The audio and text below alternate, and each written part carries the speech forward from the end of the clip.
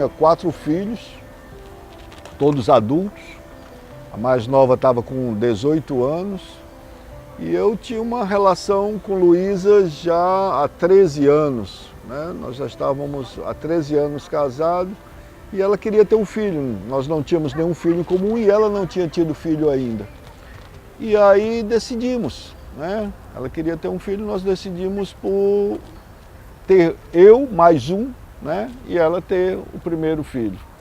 Foi daí que veio o Carlos Arthur, 18 anos depois, né?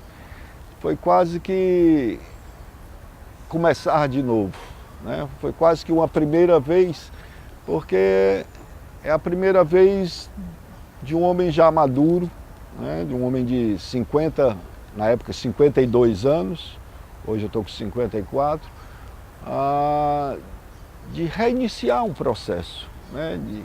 De começar a acompanhar uma vida, quando na verdade já tinha passado até pela experiência de ser avô, né? Que é mais tranquilo do que ser pai, né? Como diz um amigo meu, a função do avô é dizer sim.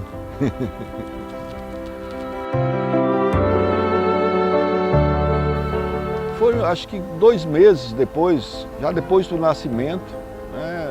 Nenhum exame pré-natal tinha identificado isso, e mesmo depois do nascimento dele, por ele não ter algumas características que são características da síndrome de Down, né? Como por exemplo a hipotonia. A maioria das crianças que tem síndrome, ela tem uma hipotonia muito forte, né? A musculatura ela é molezinha, ela não tem uma firmeza, uma rigidez, então isso dificulta alguns movimentos. E ele tinha isso muito tranquilo, né? A pediatra dizia, tá vendo que esse menino não tem síndrome? Pegava nos dedos da gente, se levantava, ele tinha o pescoço durinho e tal. Os olhos, que também é uma outra característica, ela dizia, olha os olhos do pai, né?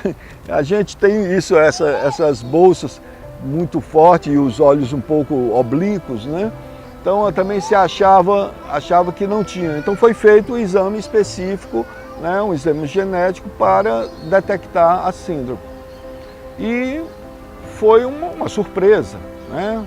Quando soube-se disso, houve um choque, né? Principalmente a minha esposa, era o primeiro filho, e veio, chorou um pouco, teve esse susto, até pela uma quantidade de desinformação. Mas eu trouxe a seguinte reflexão para ela, eu digo, olha, eu tenho 4 filhos, todos eles são diferentes um do outro.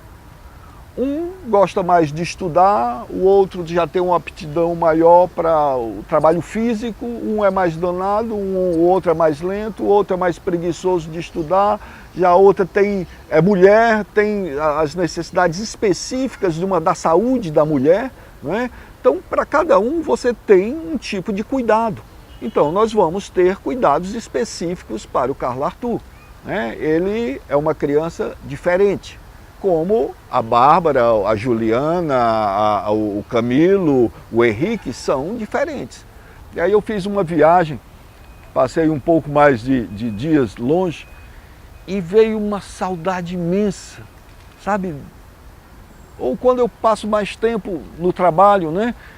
Chego em casa pelo corre-corre que a vida tem, chego em casa um pouco mais tarde e ele já está deitado ou já dormiu. E a gente sente aquela falta. Eu digo, engraçado o amor, né? O amor que você desenvolve em tão pouco tempo. Agora, que amor é esse? Eu gosto muito de etimologia e acho os gregos fantásticos. Eles tinham 3 palavras para definir o amor. O eros, né? Que é o amor erótico, que é o amor do desejo. O philos, que é a amizade, o companheirismo, aquilo que você desenvolve com o outro, e o ágape, que é o amor divino, o amor por todas as coisas, o amor incondicional. Eu ainda não tenho o philos desenvolvido porque ele tem 2 anos, ainda não tenho o companheirismo, ainda não temos, como dizia minha mãe, ainda não comemos uma saca de sal juntos para desenvolver a amizade. Mas esse amor divino, que eu acho que é muito próximo do amor paternal, esse amor incondicional, esse amor que não cobra nada do outro, esse amor que quer ver o bem e o desenvolvimento do outro, esse acho que nasce junto. No momento do nascimento, né, do filho planejado, do ter um filho, do saber que a vida continua, eu acho que é o amor pela vida, né?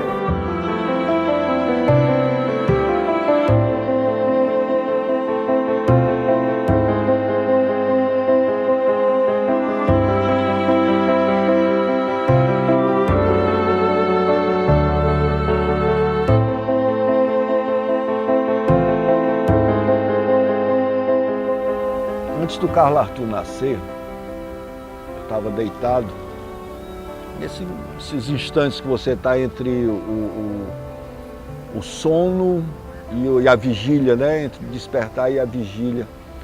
E eu tive um sonho, uma visão, uma imagem de uma criança branca, pequena, menino, lourinho, de cachinhos, mexendo nas gavetas da cômoda próximo à cama. E foi tão forte essa imagem, e essa imagem foi tão iluminada assim, que eu despertei e me movimentei, fui olhar e não tinha nada ali. E tempos depois, quando o Carlos Arthur já estava nascendo, já tinha nascido, já andando, né? Ele tem uma mania imensa de abrir as gavetas, de tirar roupa, de brincar com as roupas, de se vestir de roupas. Ele estava mexendo na cômoda. E me veio esse déjà vu, né? esse déjà vu de lembrar dessa imagem. E foi um insight, né?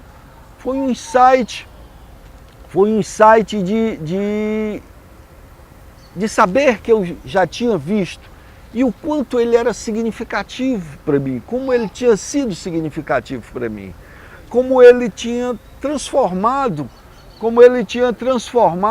a minha vida, né? Como ele tinha transformado a minha vida. O Carlos Arthur apareceu de repente e aí fez com que a gente fizesse uma mudança.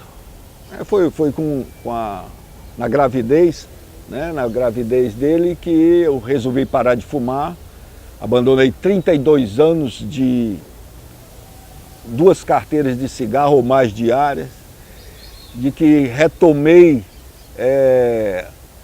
a bicicleta, a corrida, o amor pelo trekking, pelas subidas, as escaladas da natureza, a minha relação com o mar, o stand-up, uma quantidade de descaminhos que a gente vai abrindo mão durante a vida, né? Pelo trabalho, pelo corre-corre, pelo sistema que nos envolve, que nos rouba muitas vezes a vida.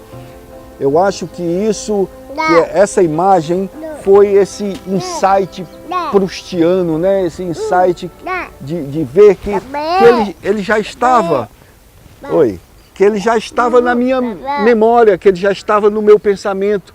E vê-lo ali mexendo naquela gaveta foi um conjunto, né? De saber que ele mudou a vida, e mudou para sempre, né? E mudou para sempre. Não é não, Carlos Arthur?